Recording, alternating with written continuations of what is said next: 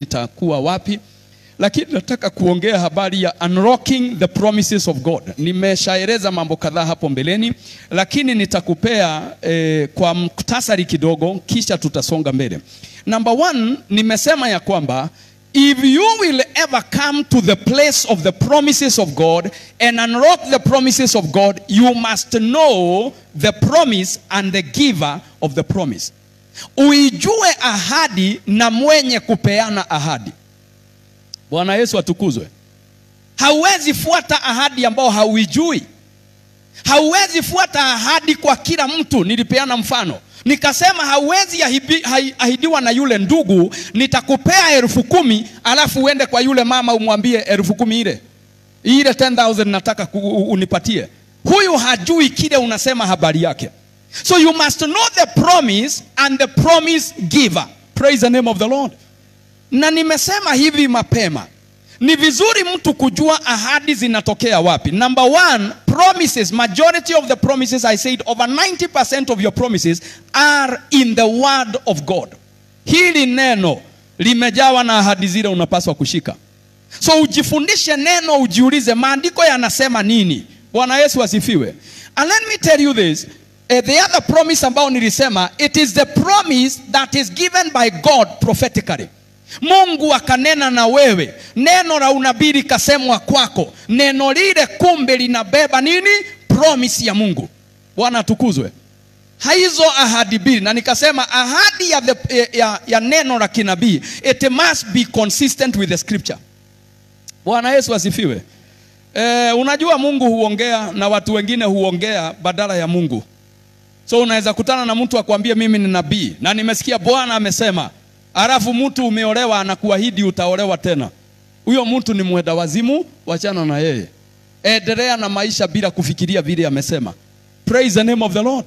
Mtu anaweza kuja kwako tu akwambie Bwana ameniambia utakufa. Yes. Niko na ndugu moja ambaye tulikuwa kwa mkutano fellowship. Alafu ameambiwa atakufa. Mimi sijui ameambiwa. Sasa tunatembea na unajua wale watu walitumia strategy baya sana. Walitu divide. Mimi nikafukuzwa nje nikaambiwa niko na dhambi. Nilisikia tu mtu anaruka amenifikia. Nje toka. So nikatoka. Mimi huambia nimeona vituko Hata ukiona niko mgumu nego twaroro gedo nimepelekwa safari. Nimepelekwa nikafika. So nimetoka nje. Mimi najaribu kufikiria nimefanya nini? Ni kitu gani ambao naweza kuwa nimekosea? Sioni makosa. So mimi nikakaa tu nikasema sitarudi ndani juu sijui dhambi ni gani na Mungu asije akaniua, si nikae tu hapa nje. So nimekaa nje. Kumbe saa ile nimetoka naye ndugu ametabiriwa utakufa. Na Mungu amesema utakufa Thursday. Na siku hiyo unafikiri ni siku gani? Ni Thursday. Na Mungu amejaribu kupeperezwa amekataa. Amesema atakufa na atakufa. Bwana asifiwe. Anaitwa Bishop Joroge. Nafikiri nitamkaribisha awape maneno yeye mwenyewe. Amen.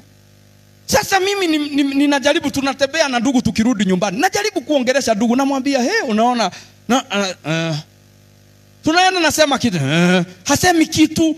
Haongei. Tumefika nyumbani ndugu hakuli. Akaniambia wewe kula. Na tulikuwa kwao. Sasa mimi nimechanganyikiwa, nimekasirisha ndugu na nini, sielewi. Usiku kitu kama saa 6 na dakika 5, ndio nilisikia ndugu amepumua. Thursday imepita. Na hajafanya nini? Hajakufa. Bwana asifiwe. So ninakuambia hivi kwa sababu unaweza kutana na mtu akakwambia kitu lakini hakipo. Haiko katika ulimwengu wa roho na haiko katika ulimwengu wa kimwili. Praise the name of the Lord. Jifundishe kupima unabii na maandiko. Wekelea unabii kwa maandiko. Kama haiambatani na maandiko si kweli. Moja, ukipewa ujumbe utakufa, lazima uandamane na kwa nini unakufa. Tunaelewana? Yes. Kwa nini unakufa? Hauwezi ambiwa utakufa for the sake of it. No. God will tell you I am killing you because of 1, 2, 3. Praise the name of the Lord. God is not unfair. He will give you a hearing. Atakupea nafasi usikie ni nini unashtakiwa. Kwa nini unauawa. Bwana asifiwe. Hiyo ilikuwa by the way. So nikasema ya kwamba kuna ahadi za Mungu. Number 1 zinazotokana katika nini? Katika neno. Number 2, kuna ahadi zinatoka wapi? Prophetic words. Bwana asifiwe sana. But every promise, nikasema, comes with a condition. Majority of the blessings are conditional. And I said this for the sake of those who are not here. This is the second thing that you must do if you are pursuing the promises of God, is to know the conditions of the promise. Sheria na masharti kuhusu hii ahadi umepewa ni nini? Anaposema nitakubariki, kwa nini Mungu anasema atakubariki? Na pia amesema atakubariki, atatumia njia gani kukubariki? So I said this, there are conditions that you are given. Number 1, before the promise, and number 2, after the promise. Remember these words. Before the promise, there are some conditions.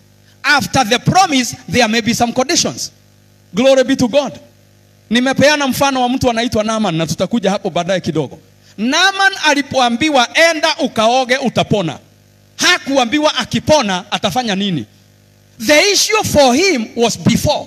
Kabla ya kupona, enda uingie kwa maji mara 7 utapona. Lakini baada ya kupona, hata aliporudi akarudi kwa Elisha akamwambia, man of God, I have been healed. What do I do? I want to give an offering. Did Elisha accept the offering? No, because it was not part of the condition. It was not part of the deal. Glory be to God. Sio sehemu ya ile ahadi amepewa. Kwa hivyo ni kusema hivi, mnaweza tembea na mtu njia moja, na ile ahadi amepewa iko na condition ambao wewe hauna. Bwana Yesu asifiwe. Unajua, kwa mfano, kuna karama ya uponyaji ziko 3. 3 ministries of healing. Number 1, it is the gift of the Father. Healing, that is a calling. It's a gift of the Father. And the gifts of the Father, according to the Bible, they are irrevocable. They cannot be changed. Kwa hivyo utalala, hii ndio kama ile ilikuwa na Samson. Analala kwa kahaba, lakini asubuhi akiamuka anainua geti anaenda naye. Na huwa nawaambia, sioni mtu ambaye atafuata Samson kumuuliza bona unaenda na geti. Wewe unaweza mfuata? Unaweza enda kumuuliza brother si uweke geti chini? Si kama amebeba geti.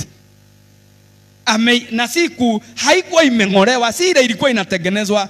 Ameng'oa na pillars zake, amewekelea kwa mabega, ndivyo maandiko inasema anapanda mlima. Hata siku teremuka ni kupanda anapanda. Wewe unaweza mfuata umuulize kunaendaje? Hiyo ndio mtu unaona akienda unamwambia uko sawa? Unamsalimia hata kama ni adui yako. Kwa sababu ile tabia amefanya, ukijiangalia ukibebwa hakutakuwa kuzuri. Inaitwa the callings, the gift of the Father. Kipawa ya Mungu iko ndani yako. Utalala kwa kahaba, lakini ukiamuka asubuhi unaponya kila mtu. Lakini kuna the gift of healing by Christ, by the office of Christ. Hiyo kipawa inakuja wakati you are under the grace. You are walking under. Chini ya neema ni kusema wewe ni mtakatifu, wewe unajiangalia njia zako. Kwa hivyo kuna mtu mtatembea na yeye, anakunywa chang'aa lakini ataponya wagonjwa wote. Atatembea vibaya lakini anafanya miujiza. Kwa sababu yake ni ile ya Baba, na Baba akikupea, hata akikufuta kazi ataendelea kukuhitaji ukuje kazi. God is the only employer who, even when he is done with you, he still requires you to report.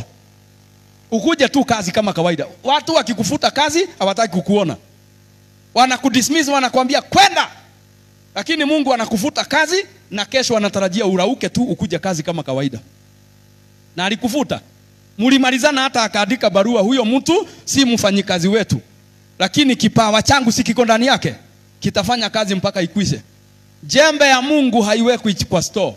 Jembe ya Mungu hufanyishwa kazi mpaka ikwishe. Uchunge hiyo. Ukiwa kwa neema, jembe itawekwa store. Lakini ukiwa kwa Baba, jembe hairudishwi store. Nao kuna ingine, kuna karama ya uponyaji ambao ni ya Holy Spirit. Hiyo ni ya mara kwa mara.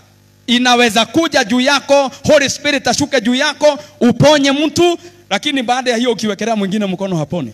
Maana we si karama, ni neema tu ya Holy Spirit imeshuka kwako ukaponya mgonjwa. Are you getting the point? So brethren, wakati tunapewa ahadi, ni vizuri ujue hatutoshani, hatufanani. Kuna mtu amepewa ahadi na yeye ahadi yake iko na condition. Condition number 1, remain holy. Ukae mtakatifu, ahadi yangu itatimia. Kuna mtu anapewa ahadi na hakuambiwa awe mtakatifu, aliambiwa tu awe anapeana. Hakikisha anapeana. So kwake hajaambiwa awe mtakatifu, ameambiwa afanye nini? Apeane. Hamutaangaliwa the same. Praise the name of the Lord. Na uache kujilinganisha na watu. Uache kujifananisha na watu. Ati fulani hata si anakuanga hivyo. Si fulani huwa anafanya. Si wewe. Wewe uko na ahadi na iko na condition tofauti. Bwana Yesu atukuzwe. Sitaki kwenda hiyo njia sana. Lakini si umeshika kuna conditions ambazo zinakuja before the promise. Hiyo ni mambo yale unastahili ufanye ufikie ile ahadi. Na kuna conditions ambazo ni after. Siku ile nitakuinua. Kwa mfano, wapendwa, ukiangalia safari ya Waisraeli kuingia Canaan, ilikuwa na 2 conditions. 2 sets of conditions. Number 1 was the conditions for me to give you the land. Ili niwape nchi, kuna mambo na demand mfanye. Mutafanya hivi, mutafanya hivi. Lakini Mungu akawafikisha katika nchi. Akawaambia, for you to remain in the land, you shall do ABCD. Tunaelewana? Kwa hivyo unaweza pewa ahadi na uifikie. Lakini maintaining the promise, it requires another set of conditions. Glory be to the name of the Lord. Na wapendwa, nikwambie, kibarua chako kikubwa ni kutafuta kujua the conditions that carry your promise. Remember what I said? The conditions are the container that carry the promise. Do you hear me? When God gives you the promise, whatever helps you to carry the promise is the container is actually the conditions. Ni maagizo gani Mungu amekupea? Hiyo ndio itakusaidia ubebe ile ahadi. And I want you to know this. I said before, do not worry about the promise. Worry about the container. That is your responsibility. Ujifundishe kujali sana kama ninaweza beba ile ahadi. Je, chombo cha kuchota ahadi kipo? Maana ahadi utapewa. And I tell you the truth. Concerning the promise, God is faithful to keep the promise from the beginning to the end. Come on. Nobody can break the promise. The only thing you can break is the container that carries the promise. Jehova akisema nitakuinua, unaweza inuka. The issue is, what is the condition for my rising? Ili nitoke hapa niko chini, niinuke hapa, nitapitia njia gani? Bwana asifiwe sana. Tunapenda sana kutaja maneno ya Hana katika 1 Samuel chapter number 2. Hana aliimba wimbo na akasema, Bwana ndiye humtoa maskini kwenye jara taka, anamweka kuketi pamoja na nani? Alipitisha Hana njia gani? Alimuinua tu, huwa ndiye huyo ku. Angalia vizuri. Ili Hana ainuke, alienda kwa hekalu, akasema, Bwana ukinihurumia, si kwa sababu mimi ni mwanamke nataka uniambie ulifunga tumbo yangu kwa nini. Ukinihurumia, meaning that kuna vitu haupewi kwa sababu wewe ni mtu, unapewa kwa sababu ya kuhurumiwa. Kuna maombi unapaswa unyenyekee, uambie Mungu nihurumie. Nihurumie, uniinue. Sina haki ya kuinuka. Bwana Yesu asifiwe.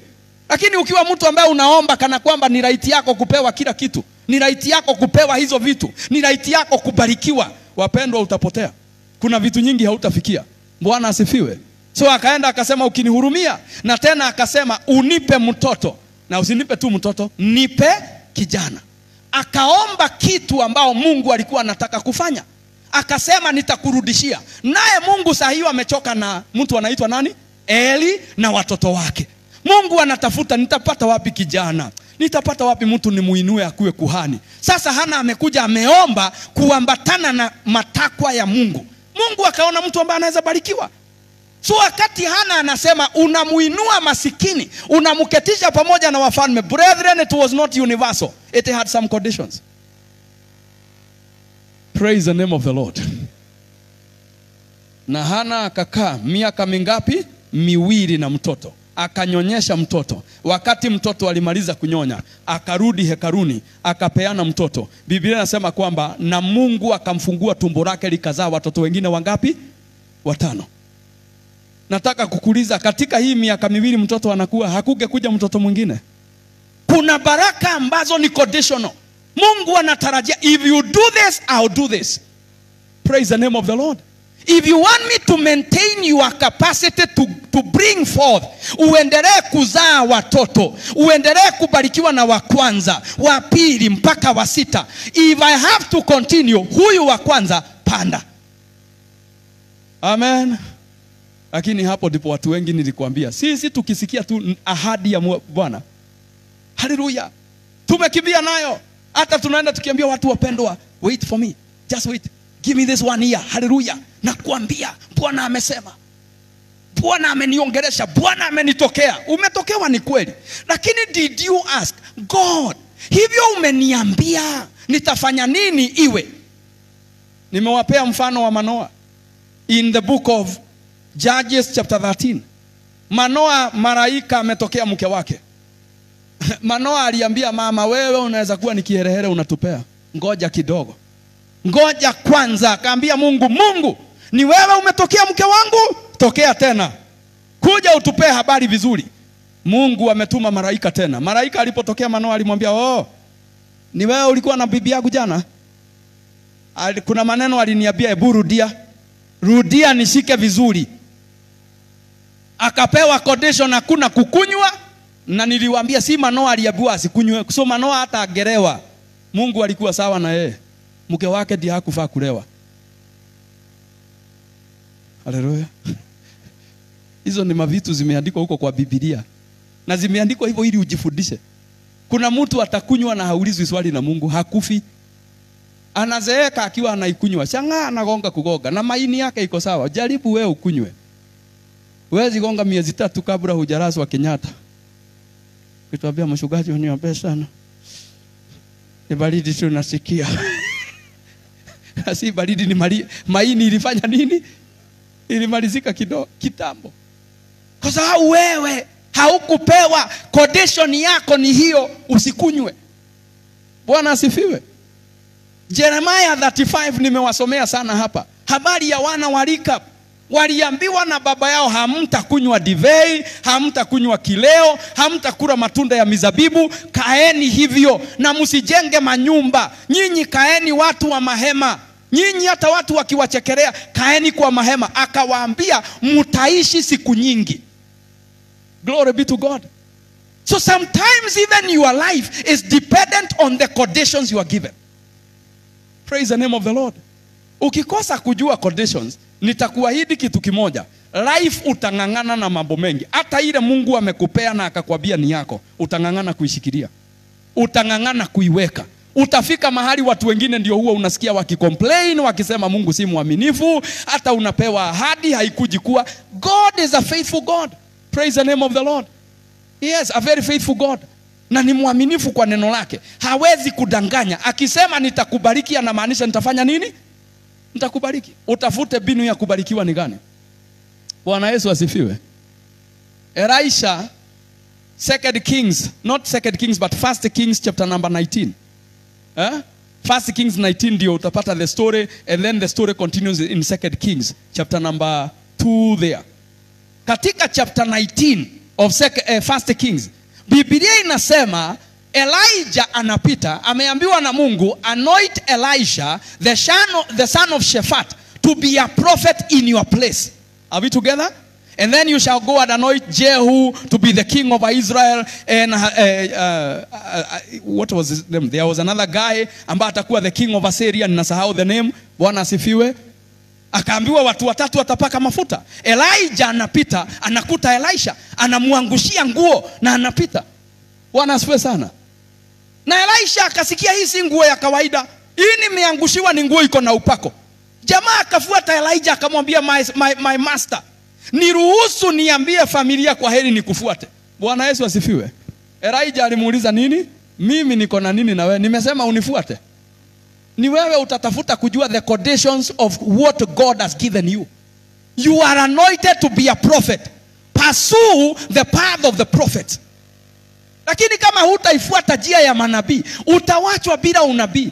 Ama ukikosa kuelewa, ushike laini. Hai. Si wanawapea story. Sasa yule anaweza wapea story. Unakumbuka tukienda Ruma, tulikutana na diviner. Hawa ndio walikuwa wananiambia, "Huyu pastor wacha walale huku." Nikamwambia hawawezi lala huku. Hawa tuwezi lala pamoja. Na walisikia vibaya nimefukuza watu wa Mungu. Wale huwa nawaambia, walikuwa wananiambia, "Hey, wewe ni Mmeru." Nikamwambia, "Wewe kwenda cha uongo yako." Nikamtolea mpaka kitambulisho, nikamwambia, "Angalia, hata ukisema hata kama." Sasa kitambulisho inasema mimi Mkikuyu nimezaliwa Laikipia. Kisha mtu anakuja kusema mimi ni Mmeru. Alafu akasema tusome Zaburi 190. Zaburi 190. Sasa wapendwa, nimeona mambo. Sasa ninawaambia hivi, ukikosa kufuata ile barabara, utakuwa diviner, utaanza kuvuta line, kata giriferia. Line ya baba. Hey! Unastua watu bure. Bwana asifiwe. Elisha alibidi kufuata Elijah for him to become a prophet. Sasa niambie, umewekelewa nguo, ukae huko kwenu wewe unasema, "Nasema asante kwa Mungu wangu." Ni wewe unapaka watu mafuta, "Bwana, ninajua niko na mafuta, nitakuwa nabii." Utakuwa nabii wa uongo. Utadanganya wake za watu. Utafinya wengine kuwafinya na maneno ya uongo. Na wewe ni mwizi, utaiba watu. Utakuwa unawaambia, "Amesema Bwana ulete 10,000 na hakuna Mungu amesema." Kwa sababu ulimise laini ambayo inaweza kukupeleka kwa unabii. Angalia jirani, muulize, "Unajua conditions za baraka yako? Do you understand them?" Praise the name of the Lord. Hata wakati Mungu anasema nitakufanya, ni lazima ujiulize, atanifanya kupitia pande gani? Mungu hakufanyi chombo kwa sababu wewe ni mtu mzuri. Unafanywa with some conditions. Praise the name of the Lord. Hallelujah. 2 Timothy chapter 2. We all know verse 20 hapo. Inasema, "In a great house there are not only vessels of gold, but some of silver, some of wood, and some of clay. Some for noble use and some for ignoble use." You get the idea? Vyombo ni vingi. Kila chombo, kuna chombo kimewekwa ni cha heshima. Okay. Kwa sababu inaonekana niko mgeni Yerusalemu. Wangapi hapa kuna sahani hazijakuliwa jana, hazijapakuliwa chakula, hazikutumika huko? Kwanza wamama, haleluya. Wamama, kuna masahani zinakuanga na huko. Zile zinafichangwa diro ile ya ndani. Zile zinawekangwa na hapo. Hata zingine, wengine kwa sababu ya watoto, ziko chini ya kitanda kona ile. Mali haziwezi fikiwa. Mgeni akija unaambia, "Kajoni kuja. Ebu ingia, leta ile paper bag ile." Kajoni anaiendea kule chini ya kitanda. Maana si sahani ya kutumika kila siku. Unaichunga kwa sababu ni kitu cha thamani, ni kitu cha heshima, ni ya kupakulia wageni. Bwana Yesu asifiwe. Kwa nini mnafikiri kwa Mungu tutakuwa vyombo vya aina the same? Hatutakuwa the same kwa sababu conditions za kutumika ni tofauti. Amen. Ushawaiona watoto wenu wakienda nyumbani wakipretend wao ni pastor, kama vile waliona pastor na microphone. Alafu wanachukua hata kisu, kijiko, wanachukuanga nini ingine? Karatasi ile ya tissue ile ya ndani. Haleluya. Wao ni wahubiri, na vile waliona pastor akiombea watu, anataka kuwaombea.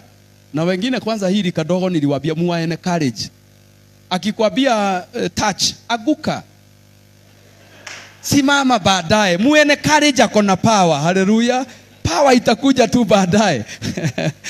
Shida yako ni ukiwekelewa unamwambia, "Lio ni moto ujinga." Unaua kipawa cha Mungu. Tuachane na hayo. Waene courage, akishika microphone ni worship, na wewe chukua yako worship. Endelea pamoja, "Hakuna kama." Akikwambia, wewe fuga mdomo, wacha aibe yeye. Fuata. Amen. You encourage them. Lakini nasema hivi, Wapendwa, ukikuja hapa na karatasi hiyo ya tissue, haitachukua. Receiver iko lakini haitachukua. Kwa sababu kuna conditions. Ni lazima kitu fulani ipelekane na kitu fulani. Praise the name of the Lord. This microphone is good, but it is only working because there is a receiver there, and then there is an amplifier, there is a mixer somewhere, and then we have the speakers. That is why it amplifies the sound. Are we together? So condition yake ya kufanya kazi, there must be another equipment. Lakini sasa wengine unapewa ahadi, unasikia hivi kama hii maiko, nasema Bwana ni wewe ulisema. Ni wewe uliahidi, ewe Bwana. Aliahidi. Condition ilikuwa nini? Bwana asifiwe. Wapendwa, Mungu amepeana ahadi baada ya ahadi.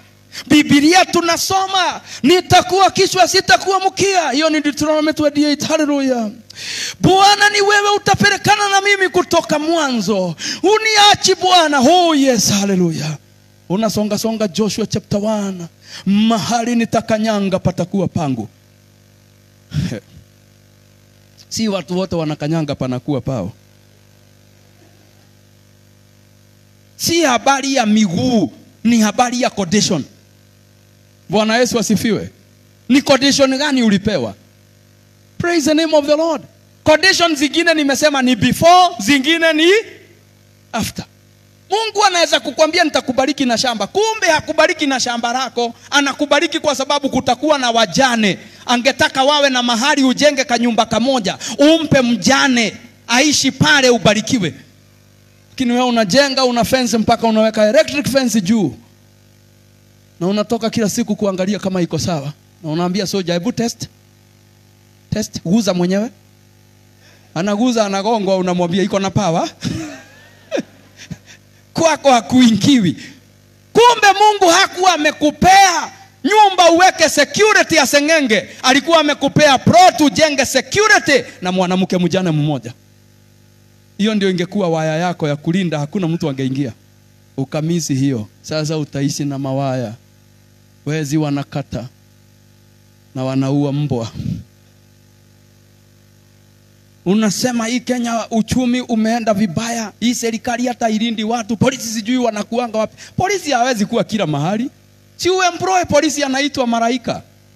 Na yeye haendi safari. Na yeye halipwi na serikali ya Kenya. Hawezi uawa na risasi. The conditions of the promise are so important. And I'll tell you this because it is important for you to have it. It is your responsibility to seek to know the conditions of the promise. It is your responsibility. Si kazi ya Mungu kuja akikwambia kila kitu kuhusu ile ahadi. Ingine ni kutafuta, utatafuta. Umwambie Bwana, ebu niambie kwa nini umenibariki. Joseph alisema hivi katika chapter 42 wakati alikutana na ndugu zake. Genesis 42.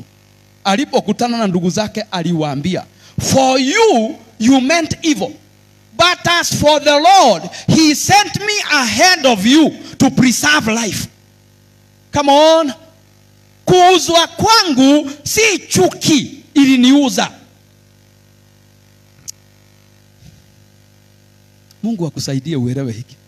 Si chuki imefanya niuzwe. Sio ubaya wa watu. Sio wa kwamba hii ni wanyama tumezaliwa nao. Hata hawezi kukusaidia ni kukuuza, watakuuza. Unaishi na mang'uri na makelele throughout. Miaka yako yote ni manunguniko. Mnazaliwa na mtu na hawezi kukusaidia tu. Hata sijui hata watu wengine afadhali mtu angezaliwa na ng'ombe, uliwe ukuliwe nyama, nioko kireo. Wewe ngoja, na mdomo nilikwambia uchunge. Sasa unaongea namna gani? Afadhali ungezaliwa na ng'ombe. Yaani umewafanya watu wako ng'ombe kabisa. Na ni uko siara ng'ombe. Ndio watoto wako wanaenda shule, unaona hata mwalimu anakuambia maika mahigoletia kanua. Wanakanga wamefugua mdomo. Because unawaita tu ng'ombe. Si ulisema afadhali ungezaliwa kwa ng'ombe? Sasa na wewe utakuwa ng'ombe ingine. Chungeni hizi vitu.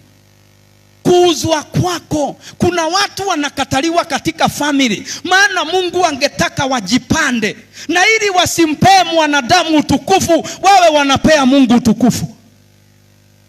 Unajua Mungu anajitafutia sifa.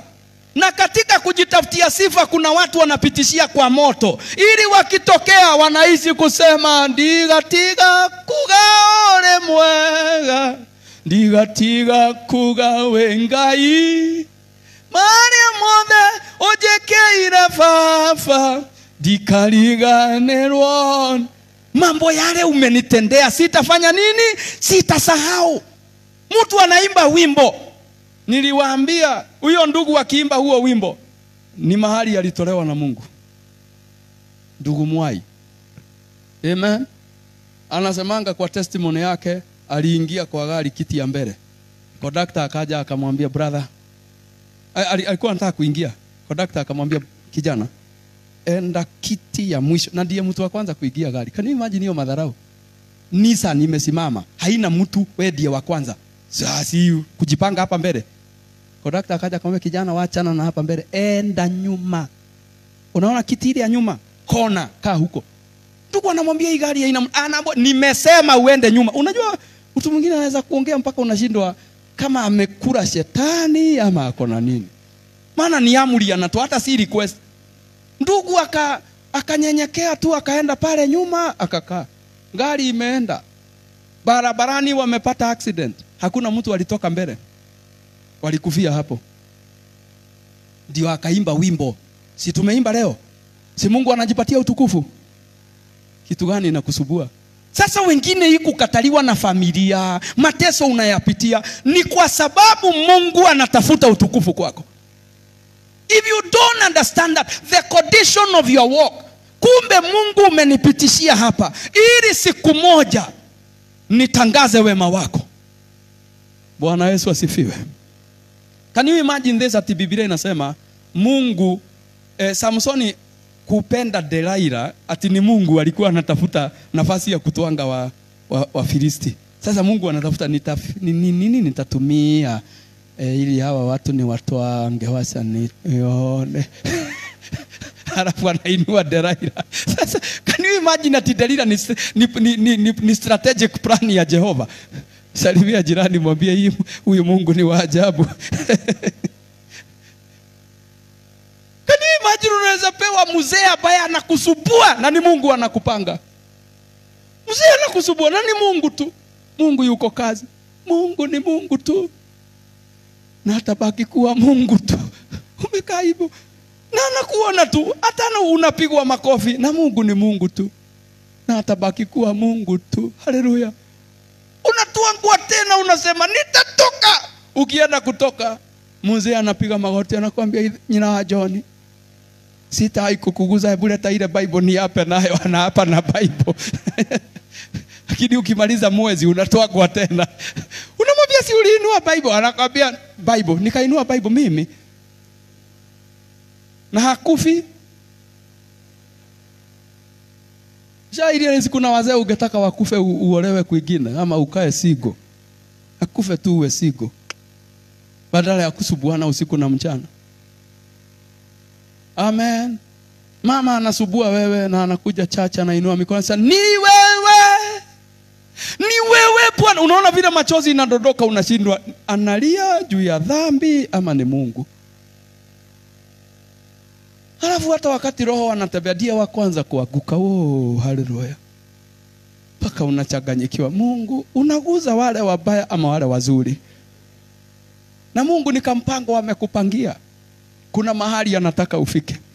Anyway, salimia jirani kwa ubali, mwambie usijali, maisha inakuwa hivyo wakati mwingine. Na Mungu atabaki kuwa nani?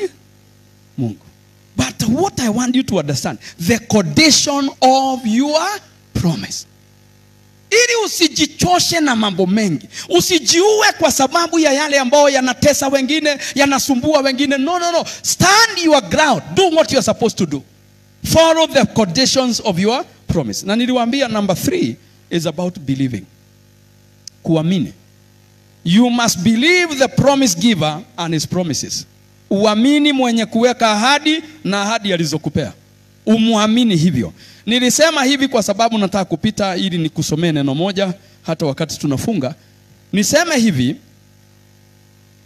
your faith in the promises of God or in the promise giver is shown by your following the conditions. How you follow the conditions proves your faith in the promise. So kuishi ukisema Bwana, ni wewe ulinipea ahadi, nimeiamini, nimeikamata, nimeiweka kwa mfuko. Brother, umejaribu. Keep on. Endelea kuingiza ahadi kwa mfuko. Nimeikamata. Kamata kabisa. Ruka kwa hewa. Shika hiyo ahadi. Hiambia ahadi hakuna mahali utakwenda. Lakini Mungu akikuja kwako haangalii hivyo umesema. Anaangalia nini? Unafuata conditions. Do you know the conditions? Do you follow them? Praise the name of the Lord. Maana hiyo ndio itakupea access into the promises of God. Praise the name of the Lord. Ya mwisho ndiongea habari ya patience. Utabidi uwe very patient. Promises za Mungu hazikuji with the same timelines. Hapana, anaweza weka ahadi na ahadi hiyo itakuja huko mwisho. Ni kama vile aliambia Abrahamu nitakupea nchi. Abrahamu hata kuna siku alikaa nchi yake. Biblia inasema aliishi kwa mahema akigoja mji uliojengwa na nani? Na Mungu. Anaishi kwa mahema, lakini ahadi inasema nchi ni ya nani? Ni yako. Nikawaambia akanunua kaburi la kuzika mkewe, maana nchi ni ya nani? Ni yake. Lakini hana a foot ya kujenga nyumba. Anaishi kwa mahema. The promise had a timeline. Lakini fast forward, miaka kama 600 baadaye, ahadi ilitimia ama haikutimia? Bwana asifiwe. Ahadi ilikuja. In fact, it's about 600 to 700 years. Ahadi ya Mungu ilitimia. Waisraeli walitoka Misri, wakaja na wakapossess the land. Praise the name of the Lord. And how I wish may God help you to see. Because I want you to know, some of the battles you are fighting today are still destroying enemies. You might not see the enemies falling. You might not see the enemies perishing. But your battle every day is dealing with an enemy somewhere. One day, utakuta adui ambao ukifanya wanaanguka wote. Jina la Bwana libarikiwe. Maana ulidiru nao kitambo. Ulishughulikia maadui miaka mingi iliyopita. Do you know, Waisraeli walikuja nchi ambao tayari baba zao wameshughulika. Baba zao wako na makaburi. And let me tell you this. Jacob goes to Egypt, remains there for about 30 years, dies, and says, if you have to bury me where? The cave of Macpera. Niperekeni kule. Kwa hivyo watu wa area ile wanaona wana wa Yakobo wamekuja na Wamisri wengi. Wakasema na hii ni maombolezo kubwa. Ni lazima kuwe ni mtu mkubwa amekufa. Wakaona ni Jacob, akazikwa. Bwana Yesu asifiwe. Wanakaa reminded, this land has an owner. Inchi na mwenyewe. Bwana Yesu asifiwe. Lakini kutoka yule mzee akufe mpaka Waisraeli watoke ni miaka 400. Kumpaka ili wafike ni miaka 440. Jina la Bwana libarikiwe. After 440 years, the promise still came to pass. God is a faithful promise keeper. Believe in him. Praise the name of the Lord. I want to speak about the last thing. Kama unataka kuaccess or to unlock the promises of God. In the book of Deuteronomy chapter 30 and verse number 15, hapo ndipo tutapata neno la kuanza kufunga tu, maana maneno haya ni matamu, haiwezi kuisha leo. Bwana atakusaidia hata wewe uende na huko mbele usome kidogo. Mungu aliongea na wana wa Israeli. Aliwaambia namna gani? See, I've set before you today life and good, death and evil. If you obey the commandments of the Lord your God that I command you today, by loving the Lord your God, by walking in his ways, and by keeping his commandments and his statutes and his rules, then you shall live and multiply, and the Lord your God will bless you in the land that you are entering to take possession of it. May the Lord bless his word. Bwana asifiwe. Kama mkifuata vile nimewaambia. Akasema kwanza, nimeweka uzima na mema mbele yako. Na upande wa pili nimeweka nini? Kifo na mabaya. Choice. Chagua. Make a choice. Hallelujah. So, I want to sign off by saying this, because this is a point I want to discuss. You must know that it is a choice. Concerning the promises of God, it is a choice. The fulfillment or the failure to be fulfilled of the promise is all about your choices. Uchaguzi ule ambao utachagua, ndo utasema kama Mungu kile alikuambia kitakuwa ama hakitakuwa. Bwana Yesu asifiwe. Somebody say choice. You can say it louder, choice. Kiswahili hiyo ni nini? Uchaguzi. Uchaguzi, na neno lingine tunaweza ongeza hapo ni nini? Uamuzi wako. Akamwambia uzima uko mbele yako. Unaweza chagua kuwa na uzima. Unaweza chagua kuishi. Akamwambia na kifo bado kipo. Unaweza chagua kama utafanya nini? Utakufa. Bwana asifiwe. Na nimekuwa nikiwaambia vitu zingine msiseme Biblia iliandika tu for the sake of it. You can choose to live or you can choose to die. Bwana Yesu asifiwe. Hapana shikwa na kaugonjwa unaanza kuona kifo na kuongea habari ya nini? Ya kifo. Paka wengine unaitia watoto vitu hakuna. Unaanza kuambia habari ya vikombe. Maana ndio vitu viko kwa nyumba. Wengine unaanza kuambia mimi sina ubaya na mtu na uko miaka 30. Sasa hata utatoa ubaya wapi? Si ukakae uone dunia baya. Bwana asifiwe. Uone dunia ikujaze mavitu saa ingine ukasirike bila sababu. Na what I'm saying is this. Usije ukawa mtu ambaye unachagua kile haungetaka. Praise the name of the Lord. So akawaambia uchaguzi ni wenu. Katikati ya kifo na uzima. Katikati ya mema na mabaya. Bwana Yesu asifiwe. The choice is in your hands. So if you look at what he says, akawaambia ya kwamba mkifuata kile nimewaagiza, mfuate amri yangu, mfuate neno lile nimewapea, mtaishi siku nyingi katika nchi. Bwana Yesu asifiwe. Know the conditions of the promise that God has given you. If it is a promised land, know the promise has a condition concerning that land. Mungu aliwaambia vitu kadhaa, wasijichanganye na watu wa nchi ile. Akawaambia kitu kingine hawatafanya ni nini? Wasiwe wazinzi kama watu wa nchi ile, wasiabudu sanamu. Akawaambia wasifuate taratibu zao za mambo. Akawaambia hata ibada yake isifanywe kama ya mataifa. Akawaambia hata kutoa sadaka zisitolewe kama za watu wa mataifa. Bwana asifiwe. Akawaambia nyinyi hamtakuwa mnatoa sadaka kila mahali, chini ya mti, juu ya jiwe, sijui wapi. Akawaambia kuna mahali nitachagua, pelekeni sadaka zangu wapi? Pale. Yani msiwe kama mataifa. Akawaambia hii ndio itafanya niwabariki katika nchi, niwabariki na uzao wenu, and you shall live long in the land. Blessed be the name of the Lord. Sasa wapendwa, wewe unataka kuishi maisha marefu. What are your choices today? What have you chosen today? What is leading your life? What is the condition that you are following in your life? Praise the name of the Lord. So, jambo lingine ambalo nitamalizia kwa kutaja ni the doing. You know the condition, but do according to the condition, so that you can unlock the potential within the promise. Bwana Yesu asifiwe. Nikuulize hivi, Waisraeli wako Misri, huko ndiko wanakaa at the time being. In the book of Genesis 43, kutoka hapo mpaka 50, Exodus chapter 1, chapter 2, wako kule. Wako pale katika ile nchi. Bwana asifiwe. Wakiwa katika ile nchi, Mungu alikuwa amesema na akatumana sana. Akasema, I'll give you a land that flows with milk and honey. Bwana asifiwe sana. Wameambiwa wajaga pipeline ya kubeba maziwa. Sasa hii ndio shida ile tuko naye. Unakuta mtu anatafuta alternative. Badala ya mimi niende huku, wacha nijenge nini? Pipeline. Niulizie neighbor kama kuna pipeline ana construct somewhere. Kuna pipeline, kuna mfereji anajenga. Uliza neighbor, kuna kama mfereji unajenga mahali. Badala ya uende kule, Mungu alisema, hakusema nitawaletea maziwa, alisema nitawapeleka. There is a condition. You must be willing to move to the land. Bwana Yesu asifiwe.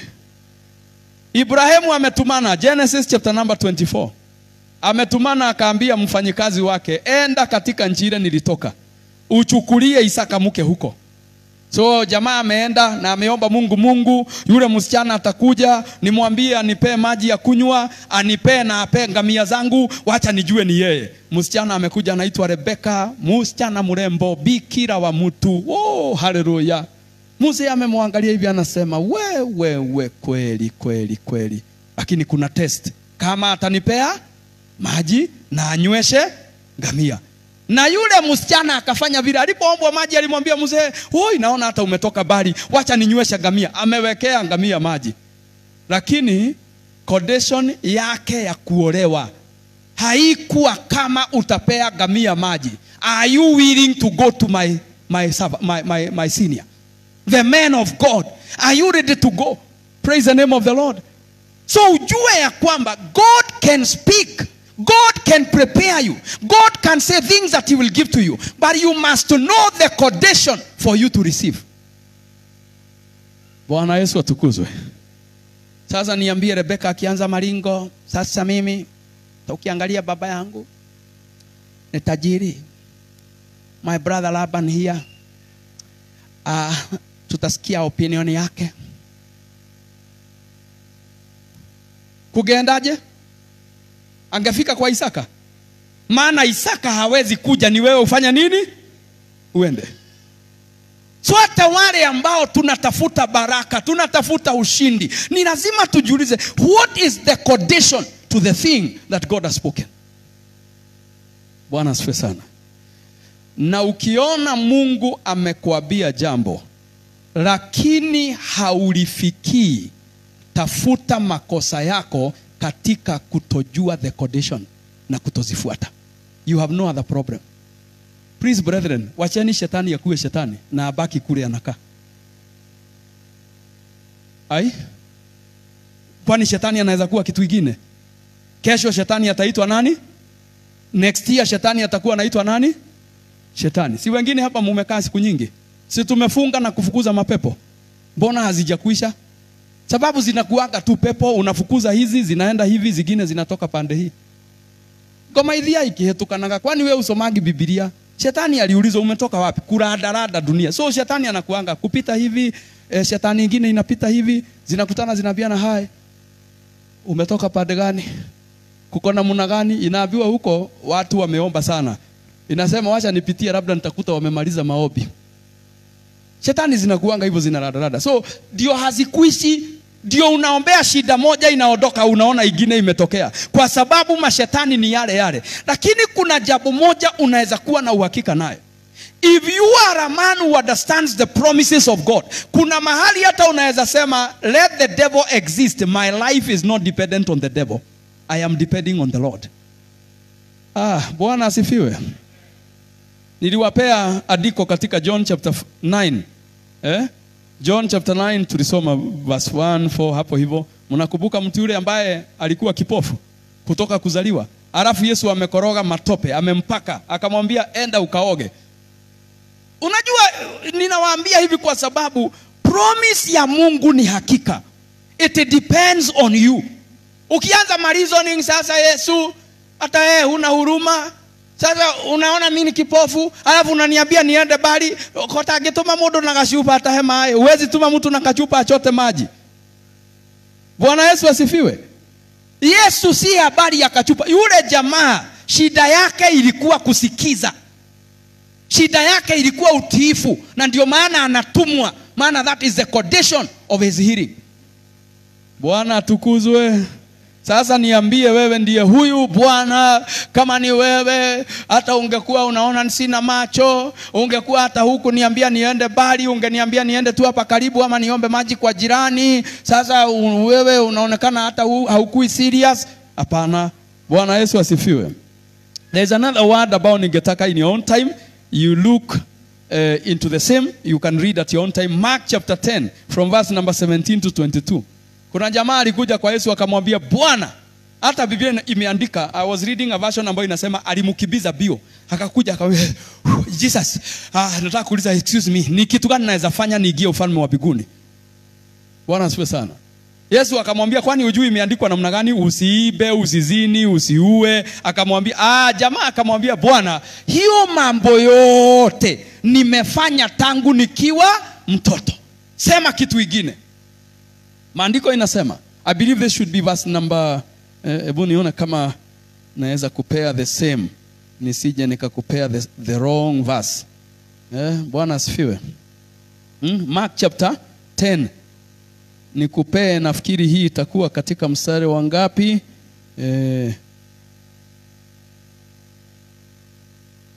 Mark 10 verse 17, hapo hivyo. Sasa nataka uangalie katika verse number 21. Jesus looked at the man and Jesus loved him. Kwanza inarudiwa Jesus mara mbili. Jesus looked at the man and Jesus did what? Akampenda. Akamwangalia, akamwambia, there is still something else that you must do. Kuna kitu lazima ufanye. Wacha kufikiri utafika tu hivyo. Kuna condition into the kingdom. Bwana asifiwe. Akaambiwa namna gani? Jesus said to him, go, you must sell everything that you have. Give the money to the poor. Then you will have valuable things in God's home called heaven, and come to me. Be my disciple. Yani enda uuze mali, upe maskini, alafu kuja ufanya nini? Soma verse 22. Jamaa alikuwa tajiri, akaona huzuni. Yani ni kufuate wewe. Niwe na hii life. Hii life yako ya kuradarada, na nilisikia siku nyingine ulisema mwana wa Adamu hana mahali pa kulaza kichwa. Utore dhiruruka na wewe huko, tutakuwa tunazunguka. Jamaa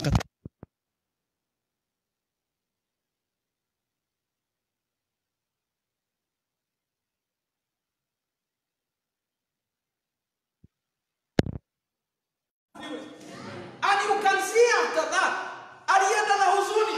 Ufalme amemiss. Conditions zilikuwa ngapi? One condition: sell and give to the poor. But he failed to obey the word of God. Kwa sababu gani?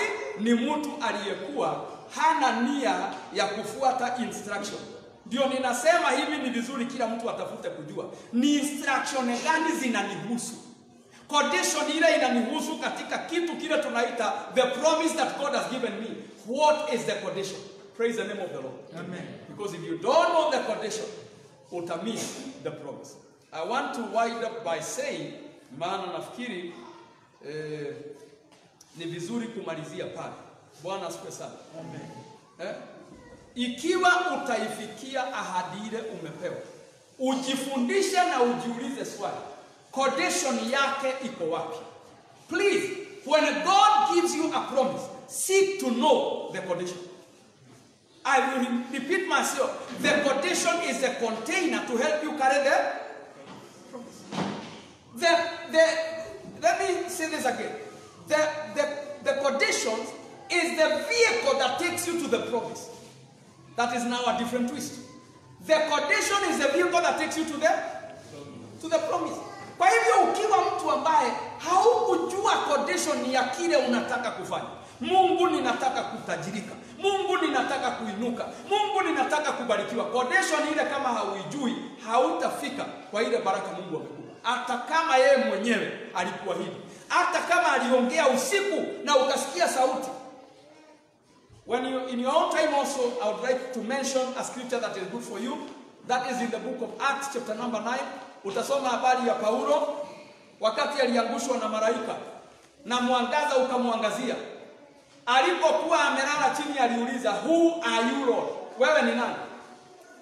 Akamwambia, wewe unapigana na Yesu mwana wa Daudi na hautaweza, utajiumiza mwenyewe. Akamwambia, enda Damascus, utaambiwa kile utafanya. If you look at the word, you will be told what you must do. Praise the name of the Lord. Amen. Not what you think you can do, but what you must do. There was a condition. Paulo hawendi vile unataka. Ana Mungu akasema, you are my servant, nitakutumia. Aliambia Anania, enda kwake umbatize, kwa sababu atateseka sana. There was a condition. Bwana Yesu asifiwe. Why are we so into this thing of getting to the promises without even getting to know what condition do we have to follow? Ni nini ninapaswa kufanya? Maana wapendwa, kama hatutajua cha kufanya, hatutazifikia ahadi zile tumepewa na Bwana. Ombi langu ni kwamba utakuwa mtu ambaye ni makini, mtu ambaye anatafuta ile ahadi ya Mungu na vile ambavyo utaifikia, kwa sababu huyu ambaye tunamwamini ni mwaminifu kutosha. Bwana Yesu asifiwe. I want to wind up there, but I want us to stand up in the presence of God. Na ninataka uwe na nafasi ya kujiombea. Listen before you stand up. Vitu viwili ni muhimu sana kwako. Hebu omba Mungu ya kwamba Bwana nifungue macho na masikio nizijue zile ahadi umenipea. Are we together? So your first prayer, number 1, is to know the promises. Number 2, ask God, open my ears, open my eyes to know the conditions of the promises. Ili nisije nikawa mtu ambaye unajishikilia vitu vya wenyewe. Bwana Yesu asifiwe. Bwana asifiwe. Amen. Ukitumiwa ujumbe, kwa mfano wewe uko na laini mbili kwa simu, ujumbe utoke Safaricom useme ya kwamba kulingana na kwamba wewe ni customer wetu wa miaka 5 tumekuwekea 5,000, uende pale kwa ofisi yetu utapewa 5,000. Ukienda kwa Airtel utapokea? Hapana. Upange laini, unasonga tu ufikiwe, uingie useme kuna message iliingia juzi, hiyo ilikuwa Friday na ikasema nikuje, nitapewa 1,000 ngapi? Wakuulize explain the message, uanze kuambia sasa ilisema nimekuwa customer mzuri na kwa hivyo ndio maana napewa 1,000 ngapi? 5,000. Bwana asifiwe. Watakuuliza can we see the message? We don't have such a program. Uwaonyeshe alafu pale juu na imeandikwa Safaricom. Watakwambia excuse me, this is not our message, it belongs to enda Safaricom ndiko utapewa 5,000. Lakini wengine hapa utakuta mtu hapa akipiga kelele, no. Kwani hii simu haina laini mbili? Kwani si hata nyinyi mko kwa hii simu yangu? Si hata nyinyi ni mimi ni customer. Sasa kwa nini mnanituma huko? Simu nipe pesa mimi niende, mnaweza enda kuwaitisha. The condition is this. Aliyekupea ni yule mwingine, si huyu. Jina la Bwana libarikiwe. Niangalilie jirani, mwambie my neighbor, I don't want you to miss the promises of God. Look the other way and tell the neighbor, unlock the promises by knowing the conditions and following the conditions. Bwana asifiwe. Akikuambia nitakuponya, if you just know the condition ya kupona, utapona. Hallelujah. Bwana asifiwe. Na nilikuwa na maneno mengi ya kusema. Kitabu kama Ezekiel 33. Katika kile kitabu kianzia from verse number 7 uende hivyo, Mungu anasema nikiambia mwenye haki utaishi, akifanya dhambi hataishi. So kuishi kwake kunategemea na nini? Matendo yake. Bwana asifiwe. Sasa nitawaambia hivi, kuna watu mbinguni hata mkisikia ate kutakuwa kuzuri, kuna amani, hakuna machozi, wewe ngoja utaona ile drama itakuwa mbinguni. Drama. Na si mtakuwepo. Utajionea na macho, utajua vile nilikuwa nakwambia. Drama ile itakuwa mbinguni. Mtu amefika huko mpaka anaambia Gabriel nakwambia ondoka. Ondoka ama nipite na wewe. Mimi lazima niongee na Yesu live. Tuulizane. Ni heno ndirenda kumenya. Kuna kitu nataka kujua. Gabriel anakuambia sasa, huku kuna order, kuna protocol. Wengine watamwambia basi wacha nikutume saa hii na ukimbie unirudishie ripoti saa hii. Uulize Yesu nikikufa alikuwa wapi? Kwa nini aliruhusu nikufe at 42? Nilikufa nini? Na vile nilimtumikia. Na mimi nilikuwa kanisa nilijitolea. Alafu Yesu mwambie mwanangu, nilipokuambia usiende mahali fulani ulienda. Kuna mhubiri mmoja alikuwa anaenda mkutano mkubwa, na umepangwa, umeandaliwa. Ile mikutano inatumianga $1 million, that is about 100 million Kenya shillings. Mkutano mmoja kuandaa, kupanga kila kitu imepangwa, hoteli imelipwa, nini. Mtumishi mwingine wa Mungu akamwambia, brother, if you dare go to that meeting you will come back in a coffin. You will not make it back. Hautarudi, utarudishwa ukiwa kwa jeneza. Are you getting what I'm saying? Because kuishi na kufa ni kitu unaweza chagua. Ujue condition ya kwenda kwako. Mungu hii ni mkutano hakukupangia. Ni wewe umepanga na kiberembere na pesa. Ai, Bwana asifiwe. Unajua unaweza nunua gari Mungu hakuwa anataka ununue. Ni akili na kupeleka tu na pesa mingi kwa mfuko. Kama hii pesa ngapi? Sio unanunua inaenda inakuua. Hao ndio watu nakwambia watafika mbinguni, wanapanga laini. Wakigoja Yesu aitane. Aseme ana ofisi imefunguliwa. Waingie, wanaishi hapo tu wakirandaranda tu. Ngoja afungue hiyo ofisi. Ngoja watu wafufuke. Ngoja nimkute. Ataniambia nilikufia nini. Na wewe ukikufa ulikuwa wapi? Bwana asifiwe. Hiyo ndio siku watu tutakapofufuka tutapewa uwezo. Ndio watu wengine mtalia rais. Si Mungu ni wewe. Unajipeleka, hausikizi, haufuati condition. So I want us to pray so that I do not spend more time. That God open my eyes that I know the promises that are given to me. Ahadi zako ni zako, si zetu. Number 2, ask God for the conditions of your masharti ya nini? Ya ahadi ambazo Mungu amekupa. Kwa sababu ahadi zile zinategemea hiyo kitu ambao tunaita the conditions. Ndio inaibeba, ndio gari la kukupeleka. Simama kwa miguu yako katika jina la Yesu. Na Mungu akubariki kwa kukubali kusikiza hii maneno. Na ikusaidie. Hakuna jambo haliwezekani kwa Mungu. Ahadi yake ukiishika vizuri itakupea kila kitu unatafuta. Itakupea uzima, itakupea baraka, itakupea ushindi wapendwa. Jina la Bwana libarikiwe. Lift up your hands in the presence of God and just ask God, Lord, I desire to know the promises. Nataka kujua ni ahadi zipi umeniwekea. Ni ahadi gani ambazo umenipatia. Ni ahadi gani ambazo umesema ni zangu. Si unifanye nizipate kuzijua katika jina la Yesu Kristo. The promises that I have as a person. The promises in my family. The promises in the church. The promises in Kenya as a nation. Help me to know them, that I may pursue them, that they may bring blessings in my life. In the name of Jesus Christ. Lord, I thank you. Lord, I give you glory. Shela katalamaga. Rapona katalabazola bazande. Reba na katani bozala bayanda. God, you have made the promises available. You have made the promises available. And I know that God, those promises are true. You are not a liar. You are not a man that you should change. You are not a son of man. But my God, you should leave us just the way we are. When you make the promise, you are faithful. I desire to know how to pursue the promise, how to pursue the word.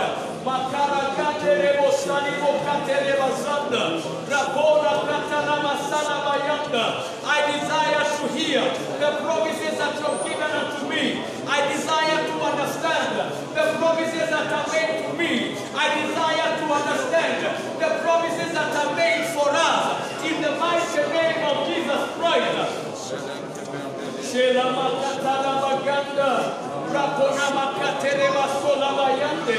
Oh God, kuna mambo mengi yamekwama katika maisha yetu, maana hatukuzijua ahadi, hatukuelewa maagano ambayo umetuwekea. But this is our desire, that we will know the promises and we will pursue the promises of God. Rapona katana masala bayanda. Ramane ketere masila la boya. Rakuyando bakate baganda. Ramaya sala kanda rama. Sekatana nabo. When you say, my God, you will do wonders in our lives. You mentioned our Father. When you say, oh God, you're gonna raise us. That is the truth of the word. And that is the reality that cannot be changed. That is the reality that cannot be changed, our God. Mamo makapaya, ranela katana masala makante, rekana makotana mozande. Uliposema utabariki ulibariki. You have proven it, my God. You have proved it, my Father. You have proved it, my God. Rekana yo la masakaya la, rasena kotana mozale bagande. I know that, my God, the promises will come to be. The promises will come to be. The promises will be fulfilled in the mighty name of the Lord. The promises will be fulfilled in the mighty name of the Lord. Ramandola kabana yesa, sabo mama katere kasala mayande, repana kasala mayata. Oh God, where I missed the promises, I pray for salvation. Where I missed the promises, I pray for salvation. In the mighty name of Jesus Christ. Will understand the promise, my God. And I will pursue the promise, my God. And I will dwell in the promise, my God. And I will do what is required of me concerning the promise, that I may see the fulfillment of the promise. In the name of the Lord. Inua tu mikono yako, mwambie Bwana, si unipe nguvu ya kufuata neno lako, si unipe nguvu ya kufuata maagizo yako, si unipe neema ya kuenda mahali unataka niwe, na ili ahadi zako ziweze kutimilika katika maisha yangu, kwa sababu Mungu ni mwaminifu. The Bible says the promises of God are yes and amen. You can be sure of that, my brother. When he says I will do, he means it, and he will do it. My God, I thank you. Rekasela kamana yando. Ora makataya mazande rebozaya. Rapana katala mazake rebagande.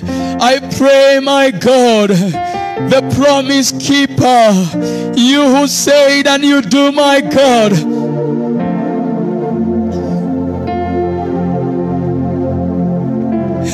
Yes, my God, open the eyes of my heart, O Lord, that I may see what I ought to do, that I may understand what I should do. My God, ukitumwa Siloamu, uoge macho utaona, lakini ukioga kwingine hauwezi kuona. Mungu ni mwaminifu kwa maneno yake. Akikwambia enda Jordani uingie mara 7, hauna afueni nyingine isipokuwa kwa kufanya vile. Mpendwa, huyu Mungu wa maagano na ahadi ni mwaminifu hata siku ya leo.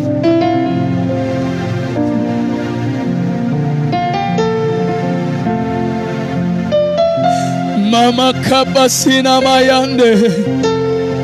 Kuna watu ambao Mungu anataka urekebishe maisha yako. Kuna watu Mungu anataka ubadilishe vile unatembea.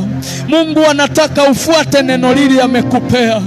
Wengine Mungu amekupea maufunuo, anataka uanze kuyafuata, yatakupeleka mahali anataka. Brethren, the promises of God are yes and amen, and they are upon you.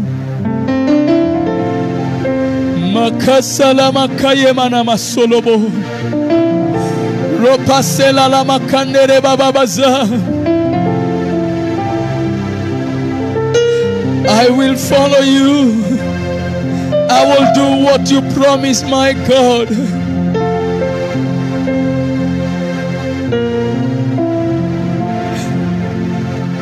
Ahadi zake ni za milele. Akiahidi atatenda. Roho yangu, nafsi yangu, tumainie Bwana. Oh my God, ahadi zako ni za milele. Hebu inua mikono yako tu. Nataka kwa dakika moja ujiulize, ni ahadi gapi Mungu amenipea? Ni maandiko mangapi nilisoma nikaona ni mimi ninanenewa? Ni vitu vingapi niliona Mungu kweli ni mimi? Ni maneno mangapi yalihubiriwa ukaona ni wewe? Kumbe ni ahadi Mungu alikupea, na wewe hukutafuta kujua ahadi ile utaifuata namna gani. My God, my God. Kumbukeni mwanamke mjane, Elijah amemkuta, akamwambia ukipika hii mkate, mkebe wako hautakosa unga, chupa yako haitakosa mafuta. Kumbe condition, toa hii kaunga, peana hii mkate, lisha mtumishi wangu nitakubariki. Mwingine akaona mtu wa Mungu anapita kushoto kulia, akamwambia mtu wa Mungu, kutoka leo ingia ule na unywe. kwa hii nyumba. Kumbe katika kutenda akafungulia mtoto kwa nyumba yake. Wapendwa, there is something you must know, something you must do because of the promises of God. The Bible says, you shall lay your hands on the sick and they shall recover. Recovery is after the laying on of hands. And James put it better in chapter 5 verse 13 downward. Is anyone sick among you? Let him ask for the elders to come. They will lay their hands on him, anoint him with oil, and the prayer of faith will recover the person. Mpendwa, what is the condition? Kuna mtu wa kupakwa mafuta apone. Kuna mtu wa kuwekewa mikono apone. Kuna mtu wa kunenewa neno atapona. Get to understand there are conditions. Promises za Mungu za uponyaji, promise za baraka sio automatic. There is a condition. Do you know the condition? As you lift up your hands, declare with me, say, dear Lord, ninajua ya kwamba kuhusu ahadi zako nimezisikia, nimeambiwa na watumishi wako, nimesoma kwa neno, manabii wamenena, umenionyesha kwa jozi za usiku. Lakini Bwana, sikuelewa ya kwamba kuna conditions ili nizifikie ahadi ulizonipa. Nisamehe kutojua kwangu, nisamehe kutofuata kwangu, nisamehe kule nilifanya opposite, na unipe nafasi mpya ya kusikia neno lako tena na kujua maagizo yako, na unipe nafasi ya kuyatenda. Moyo mwepesi wa kutii neno lako, moyo wa nyama unaofanya mapenzi yako, ili niweze kufikia ahadi ulizoniwekea. Natangaza siku ya leo kuambatana na neno lako. You are a faithful promise giver. You keep your promise from the beginning to the end. You are not a man that you should turn around or change your mind. Nina uhakika ya kwamba ulichoahidi utakuja kukitimiza. Ulichosema utakitenda. Nipe ufahamu wa conditions ili nifuate na niweze kufikia baraka zangu. Natangaza siku ya leo, as I walk in the conditions, the promises of God in my life are yes and amen.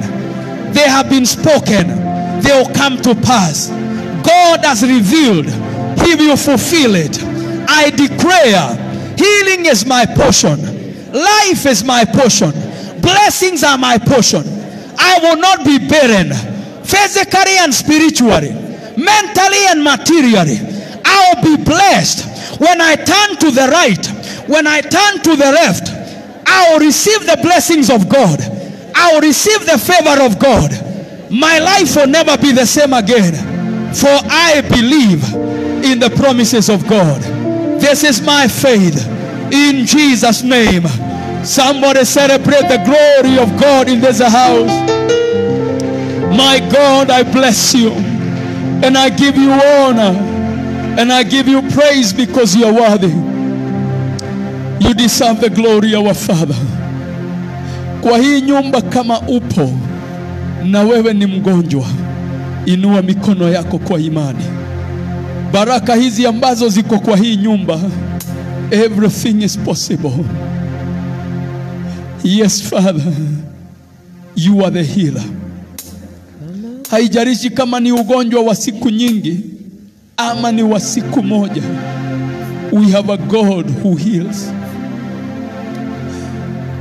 I am the Lord that healeth thee.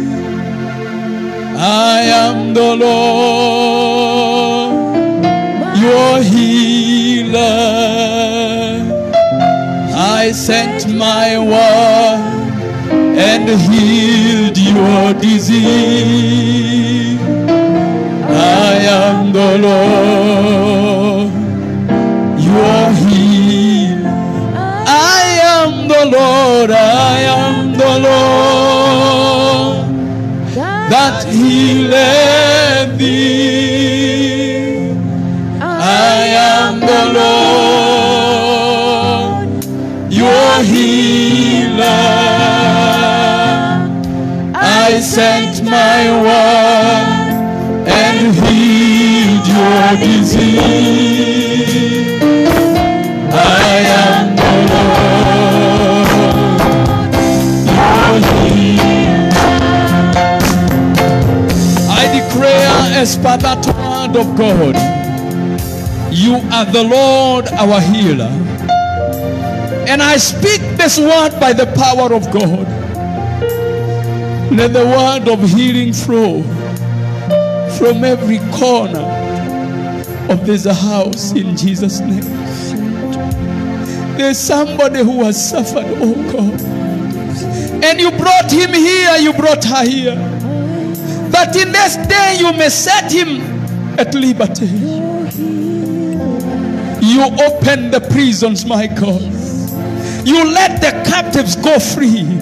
I declare every captivity that is known as a disease, get out of the bodies of the children of God.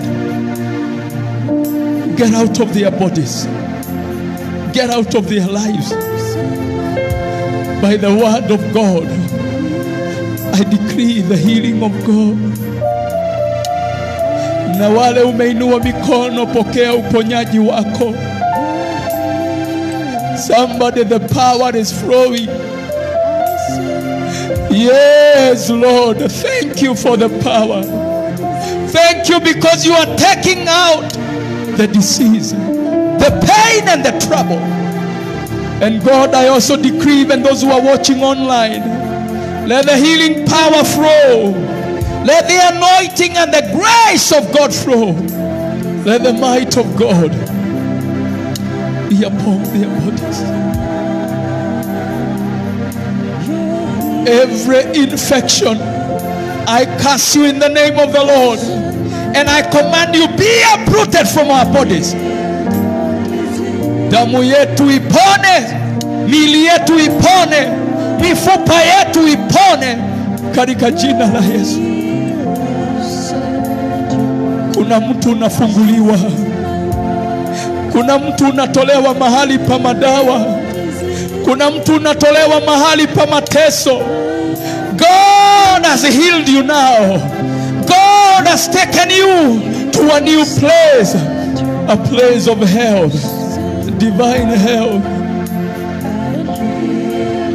Yes, in the name of Jesus. Thank you. Na wewe ulikuwa umeinua mikono, mpe Bwana shukurani kwa sababu uponyaji wako umekufikia. Neema ya Bwana imekufikia. Uzima wa Mungu umekufikia. Mifupa yako imepona. Nyama zako zimepona. Mwili wako umepona katika jina la Yesu. We bless you, God. We give you praise. Kama uko katika hii nyumba na kuna ahadi ulipewa prophetically but it never came to pass, na umekuwa ukiombea ile ahadi ilinenwa, inua mikono yako mbele za Bwana. Kuna promise Mungu alipeana prophetically, by the word he revealed it to you, he spoke to you, and it has not materialized. Lift up your hands in the presence of God. Kuna vitu viwili. Some of you, God is saying, be patient, I am working. And somebody else, Mungu anasema, hear my instructions from this day. Be attentive because I'll give you instruction so that you may come to the place of the fulfillment of the promise. I declare the opening of the eyes and the ears of the sons of God, the daughters of God. Kwa maana Mungu uliposema utainua watu hawa, you were not just speaking for the sake of it. You spoke because you meant it, oh God. I pray that, my Father, their eyes will open, their ears will open. They will understand the promises of God and the conditions that carry them. And God, I pray, as they start following the conditions, let the promises be fulfilled, that they may know you are a faithful God. You are a true God. Wengine Bwana walidanganywa na watu wengine, wakaacha kufuata kile ulikuwa umewaambia, and that cut off the promise. It broke them off from the promise. But we pray today for restoration and the restitution of the promises of God, that they may come to pass in their lives. Father, we bless you and we give you glory. I release your people to go out of this house, knowing that if they pursue the promises, unlocking them by doing what is conditioned for the promise, they will receive every promise. For you are a faithful God. Thank you, Father. Thank you, God. In the name of Jesus Christ, our Father and our Lord, we pray and believe. Amen. We can celebrate the Lord. Father, we thank you. We bless your name. We give you glory. God bless you. And for those online, we want to release you by the grace of God. But before I let you go, kuna mtu mmoja, mimi sijui kama unanitazama uko hapa ama uko nyumbani, lakini umekuwa na maumivu upande wako wa kulia wa kifua hapa hivi. Mtu huyo uko hapa, unaweza kuwa uko hapa ama uko online. There is a God who heals. That is what I'm hearing from the Lord. You can lift up your hand by faith. There is a God in heaven. Amen. There is a God. Thank you. The Lord will heal you. And I command right now, that pain with its sharpness, get out of this body right now. I speak the healing power of God. And sister, receive the healing of God. Pokea uponyaji. Mwili wako upone. Kifua chako kiwe huru. Uwe na amani na uzima katika nyama zako na katika mifupa yako. I release the healing power in Jesus' name. And even those who are online, I declare, if there is anybody in that condition, be healed in the name of the Lord. If there is any other sickness, be healed in the name of the Lord. The pain be gone in Jesus' name. Amen and amen. Mungu awabariki sana na watende mambo mazuri. Unaweza kuwa hapa hujaokoka, ungependa kuokoka. Inua mkono.